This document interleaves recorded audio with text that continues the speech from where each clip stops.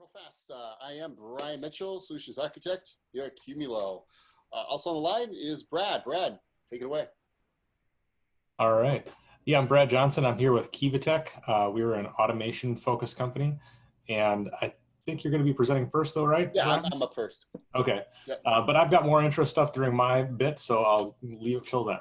Cool. Excellent. And of course, session's being recorded. And if you got any other questions, hey, just like last session, hey, feel free to stop me.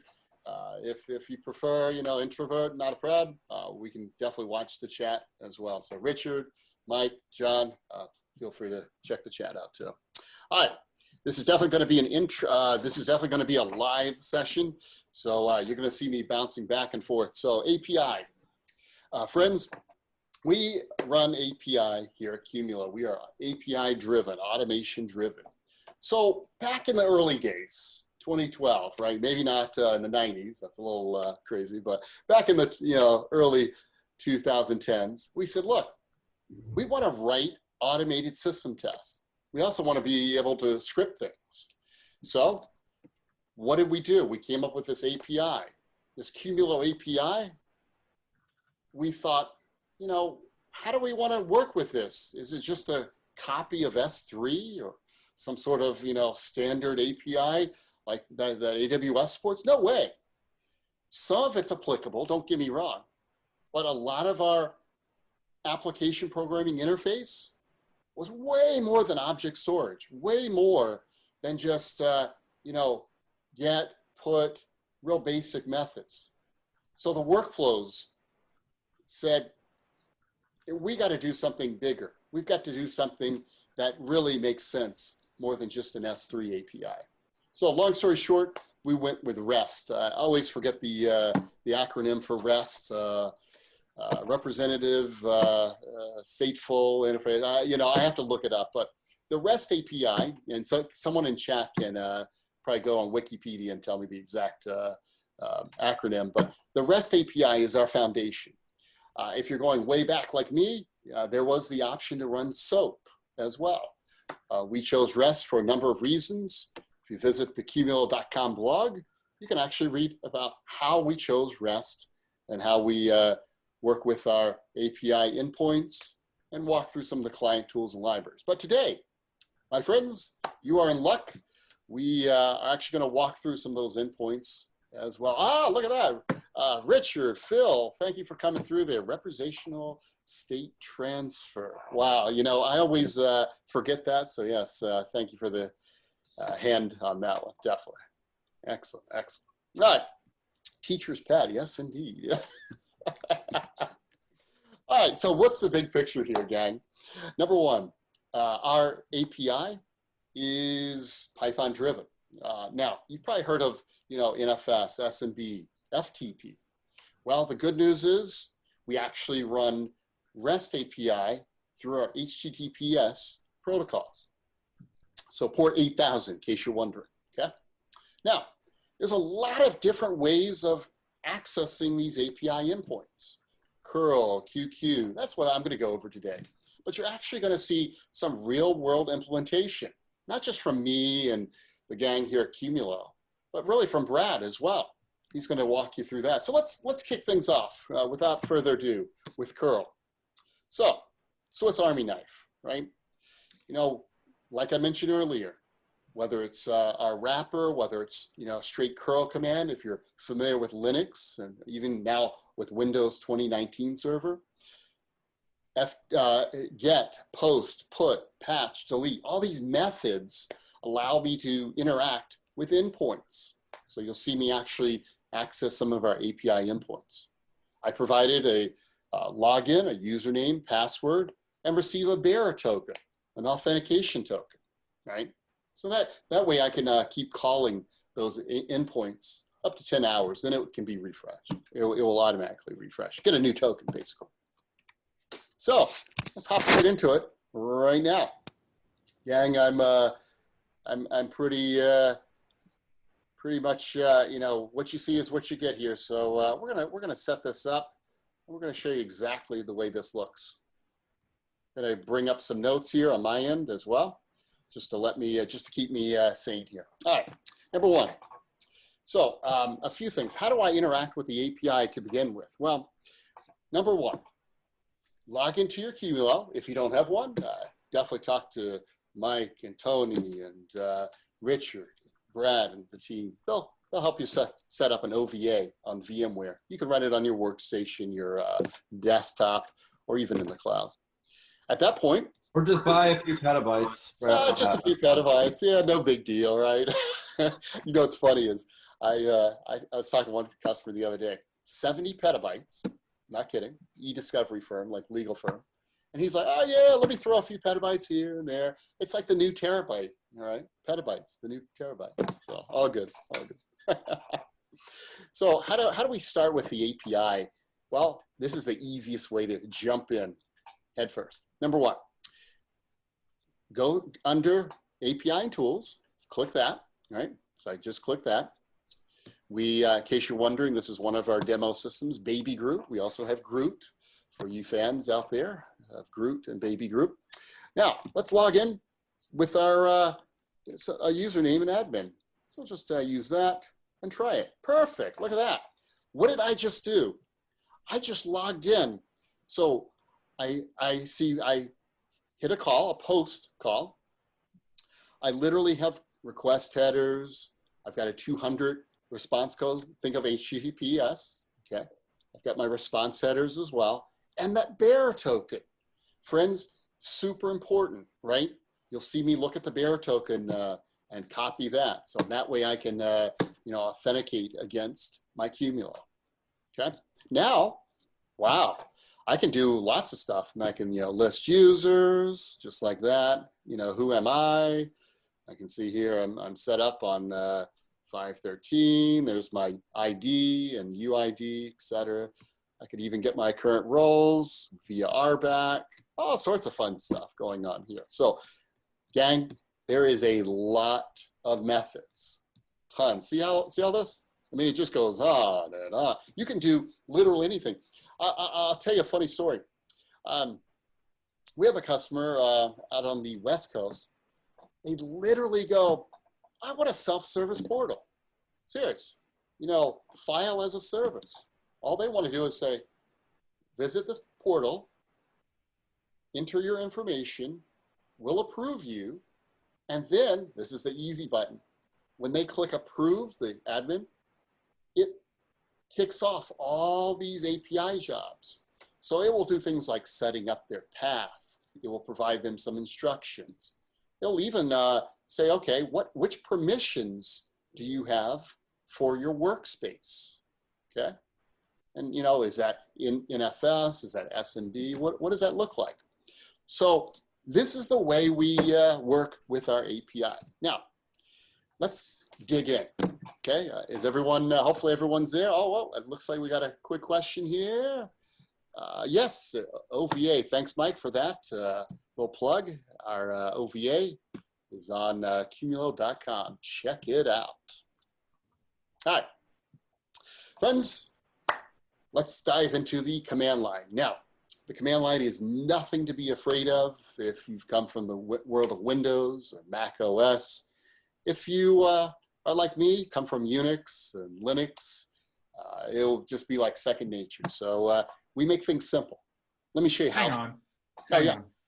Mac OS is Unix. I just look at that. What about before OS 10? No. There is nothing before OS 10. So. Oh man, I'm a System 7 dude, Yeah, but yes, fair point. BSD. What is that? Free BSD? I think they run. Yeah. So you got. It's a very, very, very old version of free BSD that they need to refresh. But anyway. You are absolutely correct, sir. I applaud you. Yes, Phil. If I had a coffee card, gift card, I said talk to your account team, and we'll definitely get you set up for that. Good catch. Absolutely. So one of the other things is we make it simple. How simple? Man, look at this. Watch this. I'm going to literally just download QQ straight from the website. Again, we're just downloading it. And voila, here we go. Check this out. So let's open up our terminal here. Phil, look away for a second. This is in case you're wondering, this is ZSH, not Bash. So I'm up to date with Apple standards as well. So what do I want to do? Well, I can actually just look at this in real time and see, all right, what do I got? Well, I've got everything I need now. So all I need to do is now make sure that I have the right permissions to execute. I'm going to be changing permissions on this real fast just so I can get this thing up and running. And look at that, gang. I can literally log in to my systems with this QQ command. Again, this is on my MacBook. This could be on Windows in case you saw the Linux subsystem on Windows 10. This can also be under Linux as well. Either way, got you covered. Linux, Mac OS, and Windows fully supported QQ command. So this is the usage pattern that I'm working with. So let's really do some cool stuff. Let's say that, I don't want to work with this at all. I just want to be able to run this straight out of the gate, not a problem. Easy. How do I do this? Well, I'm going to actually log in. So I'm going to log in with SSH. Every single Qumulo system has built in all of the QQ commands and Python wrappers. That's all it is. So if I flip back here real fast, you're going to start to see that I'm going to access this with QQ here as well, right? But before I get too much ahead of myself, I think I forgot to mention I can access this via curl. So if you're more familiar with curl, if you're a Linux or BSD person, hey, we got you covered too. So number one, I'm here under curl. As you can see here, I've got everything on my Mac OS. Again, this is Linux and Windows friendly as well. So let's say I want to log in via curl first, and then we'll do QQ or Python wrapper. So all I do is go back here. I'm going to log in. Okay, I get that bearer token. Remember how I talked about those bearer tokens? Well, I'm going to actually copy that bearer token into this, and I'm going to actually execute something against my baby Groot. So it looks like it's the same, but no, it is not. And see, this is why this bearer token is super duper important. All right, so now I take that and I go, all right, let me now run this command. This is an endpoint command. If you actually notice this before I access this, I'll actually show you what it looks like in real time.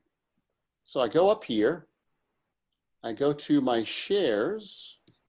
Yes, Brian's POC called Brooksville. That's the file system path.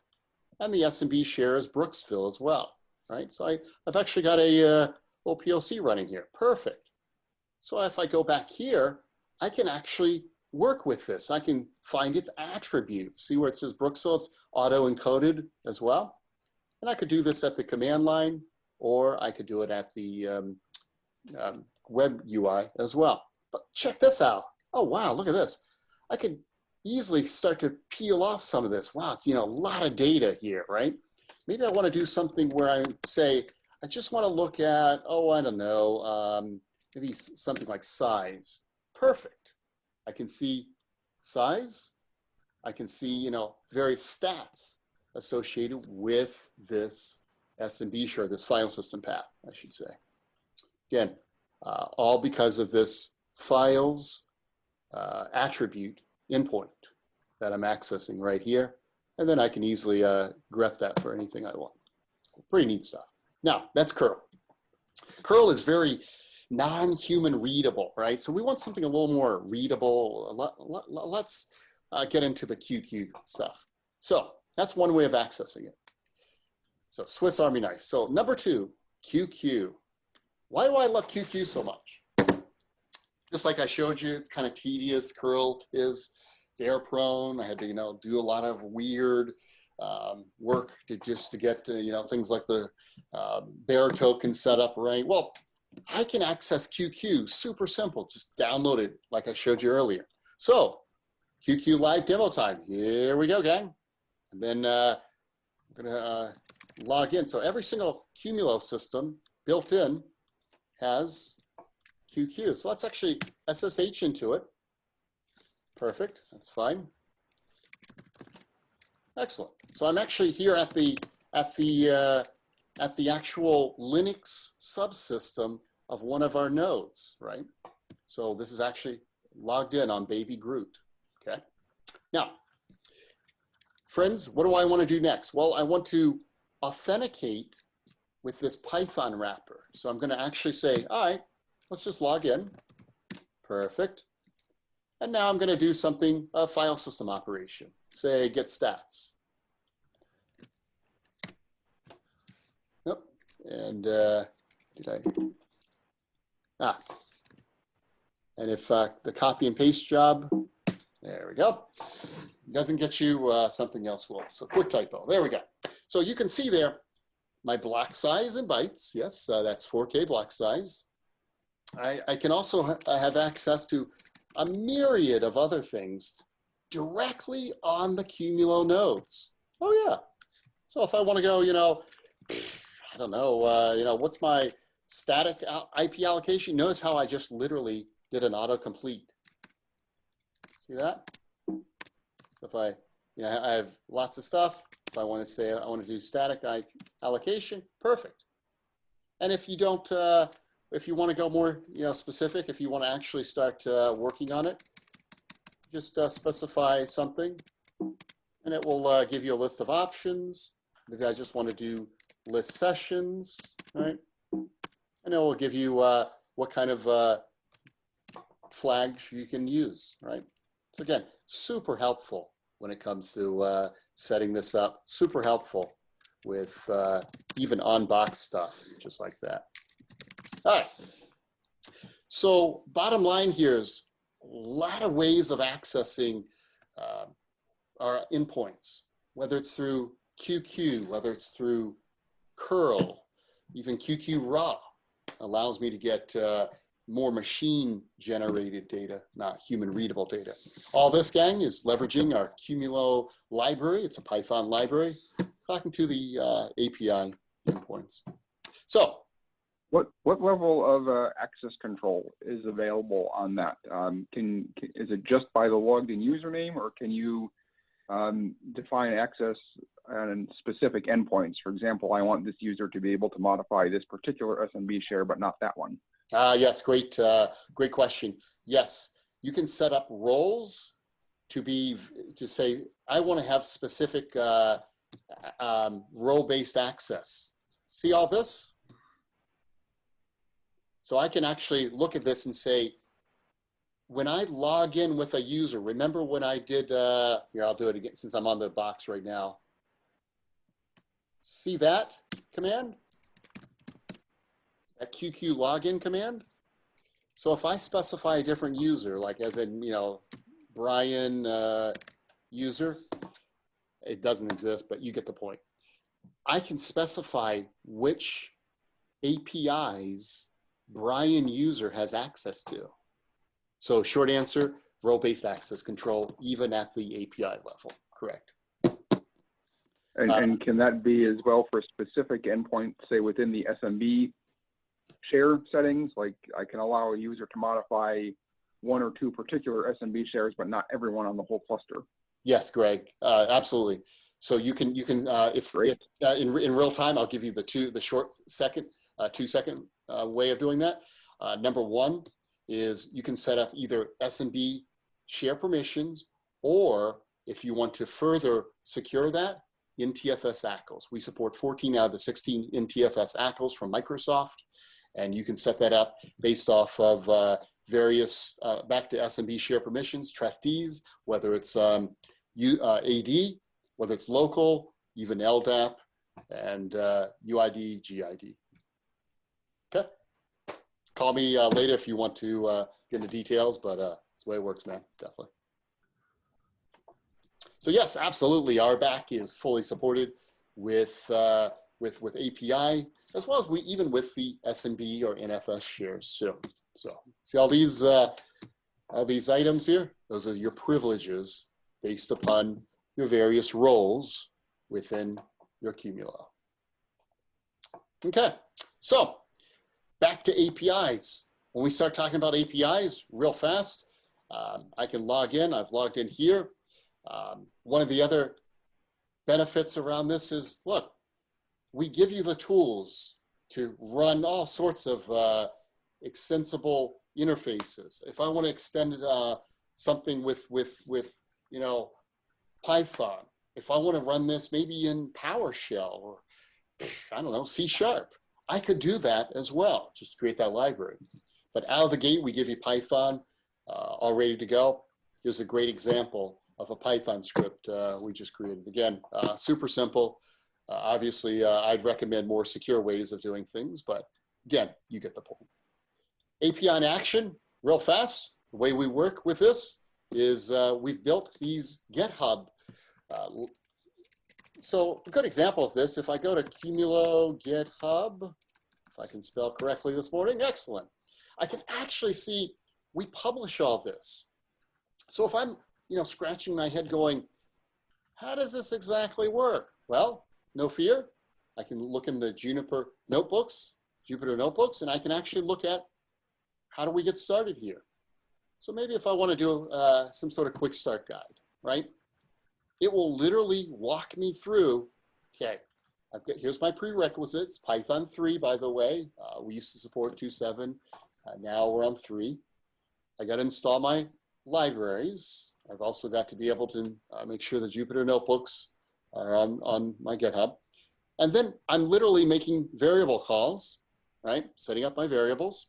Do those variables work in the shell to set, if you're going to run QQ from a remote host? If I set API underscore host name in my environment, will it pass that through to QQ? Yes, if you're doing like a Python script binding, yes, absolutely. Yep. But not Python. What if I want to run? Are there environment variables I can set for QQ? Yep, I see. The way that would work is, I see. You would have to you would have to script that, and you could either launch QQ based on that script. But the short answer, I know where you're going, is no. There's no direct link to pass variable inside an add that. Yeah. Add that, because that's very AWS to be able to set environment variables for their command line. So right. Basically, QQ is a big Python wrapper. I noticed that. It's a big binary Python package. Yep, exactly. So yes, it's extensible. Yes, you can set environment variable as a script and script it all. You know, we have customers running not just Python, but setting variables for you know, Python, for C#, PowerShell, et cetera. So yeah, it's workable, but you're thinking QQ inside the wrapper for variables. I hear you.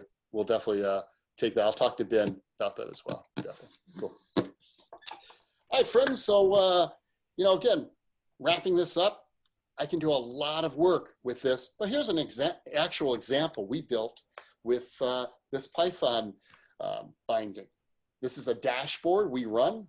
You can see here, I can, you know, it's a reporting dashboard. I can set up some dates, times. I can select my cluster, you know, whatever the case may be. Again, super simple to get up and running just like that. Now, what's really neat about this is I can take this and say, all right, you know, what do I want to do with it, right? Let's say that I want to be able to, I don't know. I want to be able to work off of some directory, right?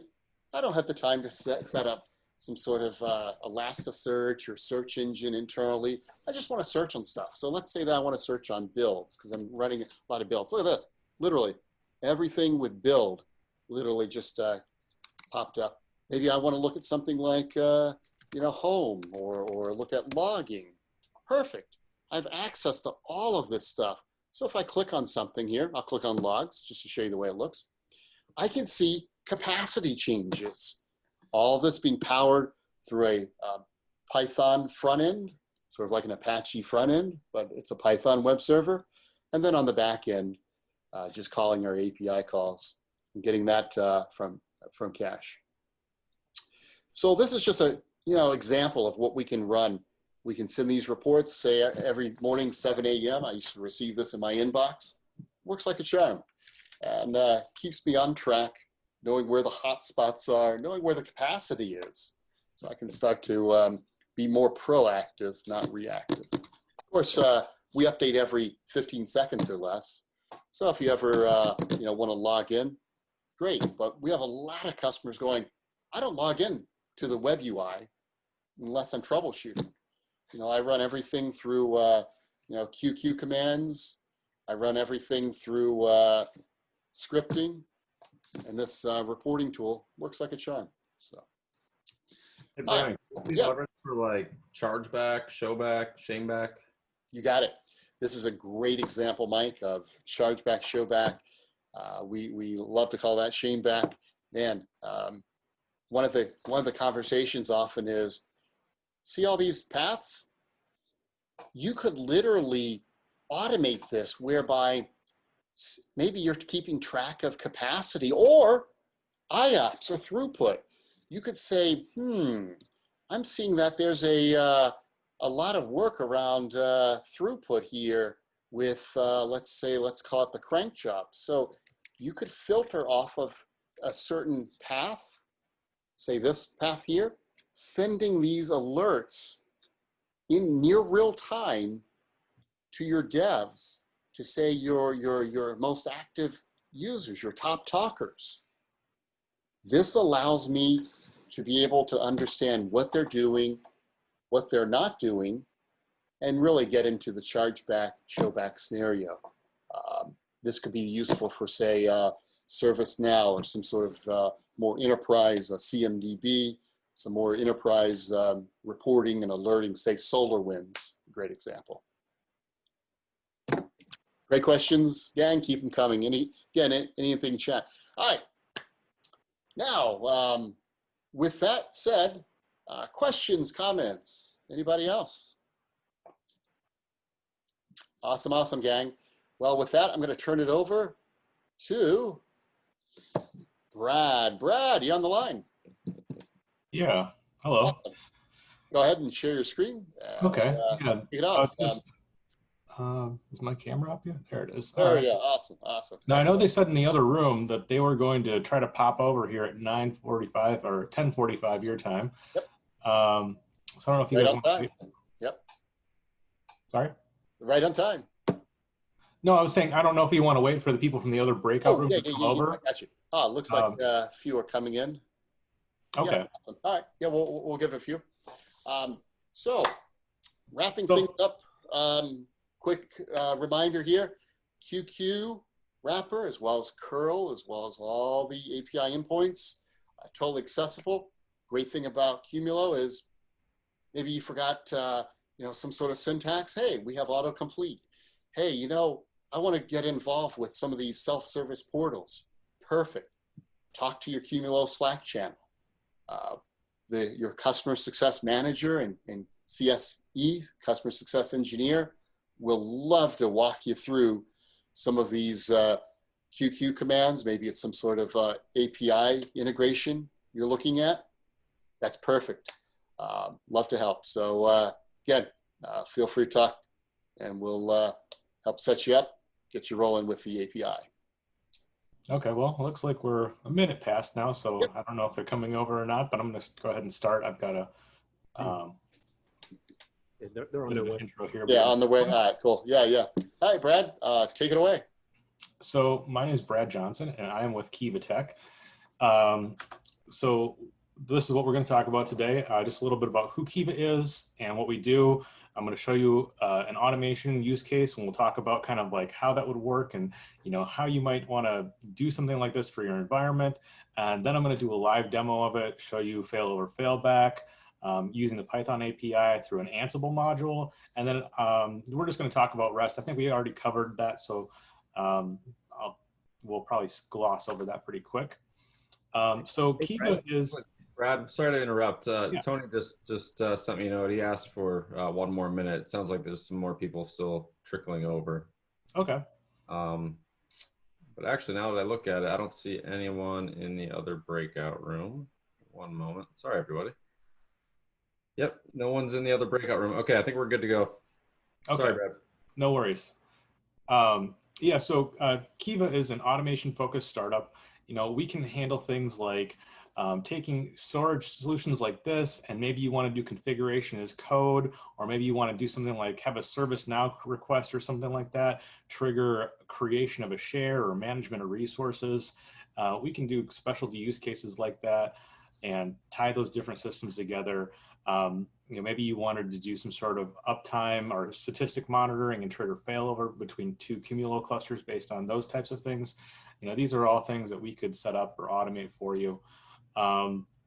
We also do, quick starts for various use cases where maybe you have a specific thing related to ServiceNow. We've got some things already kind of built out for that type of stuff. Also Agile coaching, that's a thing that we do a lot of Agile project management as well. Custom Ansible modules, and even like CI/CD VM appliance that we worked up before. So here's a little bit about what's going to happen in this demo, and this is sort of also just more putting this into a workflow for an actual use case here. So I've already run the playbook or the actual Python script that does the initial setup. That's sort of like a configuration as code, and it went through and created a bunch of directories on the file system, Samba shares, and this is just the workflow through the API to the Qumulo backend. Set up those replication policies between our two clusters, and then we're going to trigger a failover manually. Now this could also be done through automation. This could be based on some statistic, or maybe a port becomes unavailable, or we notice a machine is down, and then we're going to trigger this manually for the demo. Though it's going to do a failover, reverse the relationship, make the target writable in the cluster. And then, after everything is done, maybe we determine things were healthy again. Again, we're going to just do it manually for the demo, but then we could trigger the failback to the other cluster, if it came back up and was healthy, or, maybe somebody went and pulled a trigger somewhere that said, oh, actually it's good, and we want to fail back. So now we'll go over to the demo itself. And so here, this is my demo script. And I'm just going to go through the output of what happened here first. So I ran the Python script. It created some snapshot policies and set up cluster replication. And then I spun up 50 worker threads. And we had a use case for a demo where a customer wanted us to show them making 20,000 shares and doing this. So this is something that you wouldn't want to run one process at a time. It'd take you hours to do, right? But through the API, through the Qumulo API, we could just thread this out, and we can create those in a matter of minutes.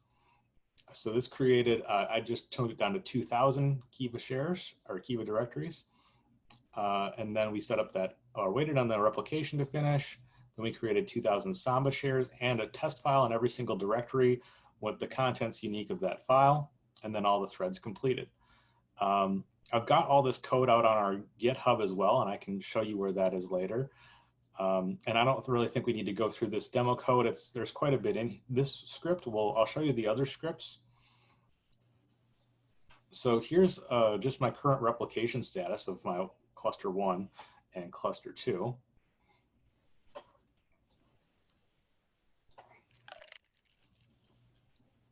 So I'm going to go ahead and trigger my failover.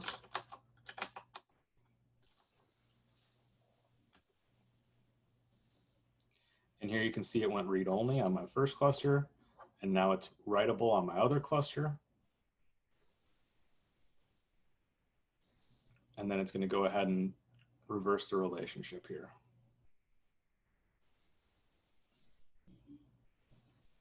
Okay, and now you can see that C2 is my main cluster and C1 is my target cluster, and the relationship has been reversed.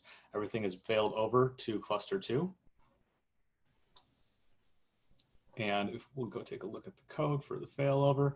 So this is using the Python module. Here you can just see I've got some variables set up with the username and password. I'm using the Qumulo module, which is, you can just pip install that. And then we set up a couple instances of the REST client. This is similar to when you do the curl login to get your bearer token. This instance that it spins up of the REST client class has that information, all the login and information in there as soon as you do this. So then you can just trigger, these other functions of, I'm going to run on cluster 2. I'm going to make the target writable. I'm going to modify the source relationship, make the source read only true. I'm going to sleep for a little bit. Then I'm going to reverse the relationship and reconnect the relationship. So through those calls, I can go ahead and, just do the failover and failback. So, this is an automation case here, but if you were to actually do this right, there'd be other code that would maybe come and trigger this, or this would be part of a larger script, and maybe there was some thread that's constantly monitoring, and based on a condition, then we do something like this. So I'll go ahead and do the failback now.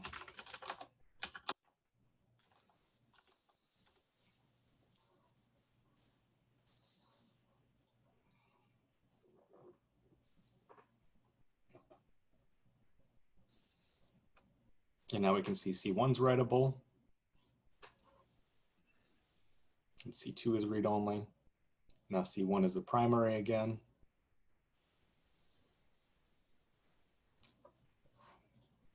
And our script's complete. So that was failing over from one cluster and then failing back. And I also even have a cleanup script in there. So this just goes through and deletes all the snapshot policies. My demo deploy, it also, I'll kind of just show you in the API or in the web interface here. It created 2,000 Samba shares when I did the setup. And each one of these has permissions for a group, a second group, a user. This one's read-only, this one's read-write, this one's read-write change permissions for this user.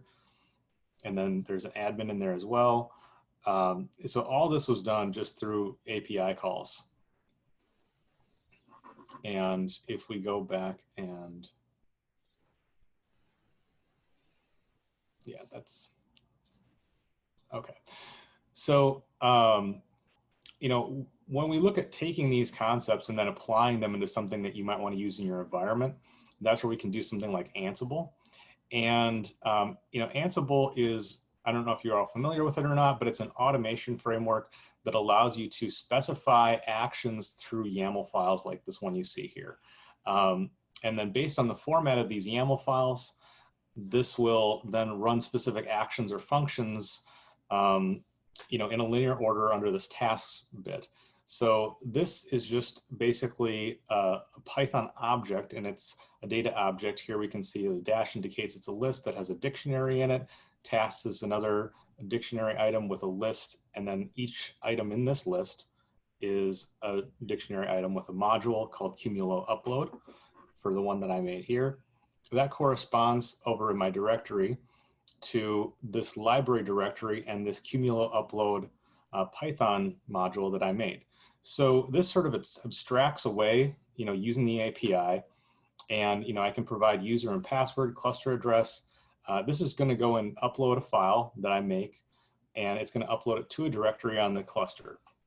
But it's going to add in a little bit of extra functionality that you wouldn't have with the API, because when we're looking at the API and all of these calls that are in there, they're sort of the individual functions, but they're not like a fully fleshed out like macro function that has additional features and functionality. If you go to run the API to say create the Kiva demo directory, it's going to say it already exists. So I made like a makedir-p type function, similar to Linux, that will just go create all these extra directories, and it does that without asking you, and if they already exist, it doesn't error out. But if you were to make the API call directly, it would give you an error saying it already exists. So let's go ahead and run this.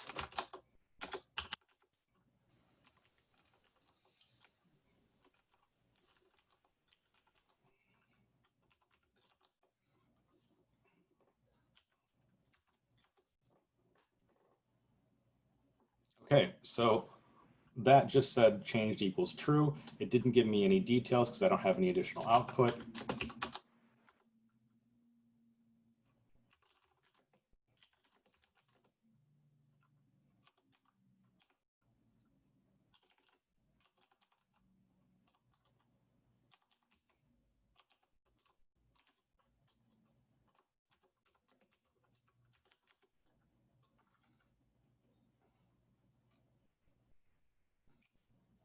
I don't know what I did wrong there, but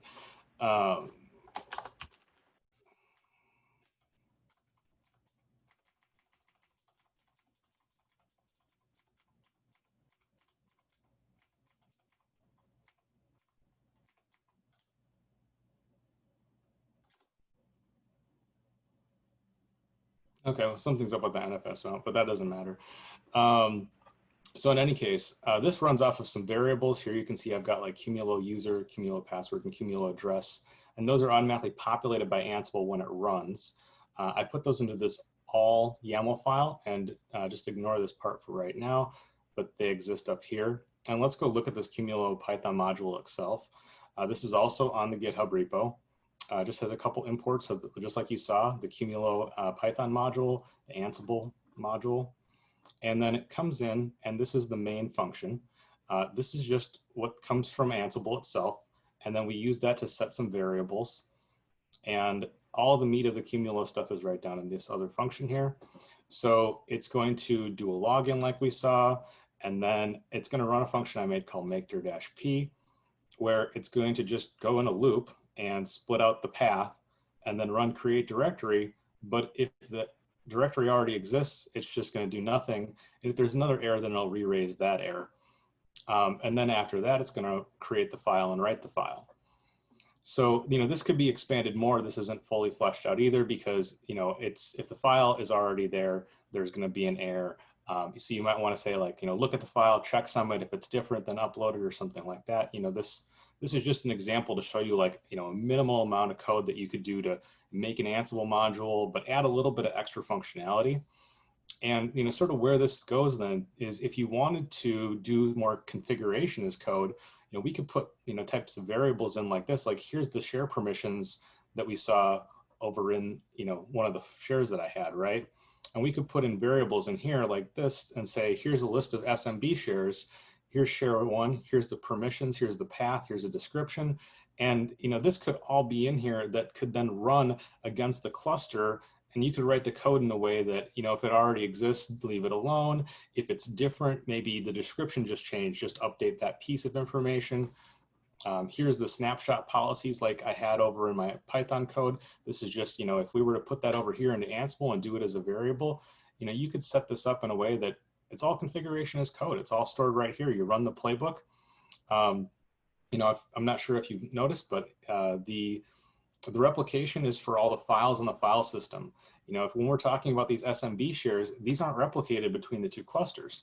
So we could manage all these in Ansible and automate deploying them to both sides of the cluster and maintaining them or changing them. So, maybe somebody goes and they say they want a new share, they request that through ServiceNow, it updates a Git repo that has, all this code in it that updates an object in here with a new information. The config compliance playbook runs, it updates the Qumulo cluster. So that's sort of the end-to-end, use case. And I think that's pretty much all I have to talk about right now. Oh, other than, so this is just the Postman thing.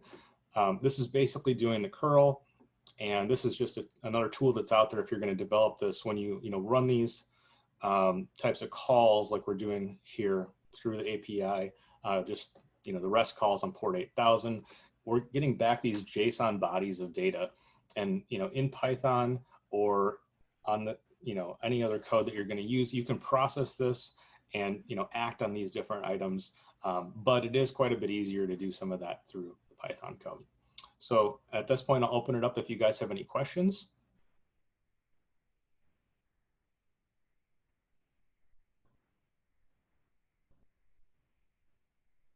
This was great. Thanks a lot, Brad. Really appreciate the demo. Yeah, definitely good stuff. Yeah, man, definitely. Yeah, thank you.